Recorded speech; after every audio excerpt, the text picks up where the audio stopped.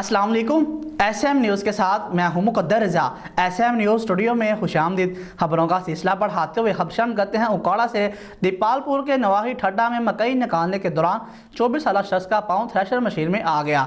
इब्तदाई तिब्बी अमदाद के बाद अस्पताल मुंतकिल कर दिया गया। इसी हवाले से मज़ीद अपडेट कर रहे हैं SM न्यूज़ के नुमाइंदे राव मोहम्मद सरफराज खान। जी सरफराज, आगाह कीजिएगा इस हवाले से। जी, दीपालपुर के नवाही ठट्टा में मक्की निकालने के दौरान 24 साल का शख्स पाँव थ्रेशर मशीन में आ गया। इब्तदाई तबीबी इमदाद के बाद हॉस्पिटल मुंतकिल। दीपालपुर रत्ता खाना पर मौजूद ठट्टा बांसावाला में मक्की निकालने के दौरान 24 साल नौजवान का पाँव थ्रेशर में आ गया। नौजवान का पाँव थ्रेशर मशीन में आने की वजह से शदीद जख्मी हो गया। इतला मिलने पर रेस्क्यू 1122 की एम्बुलेंस जाए हादसे मौके पर पहुँच गई।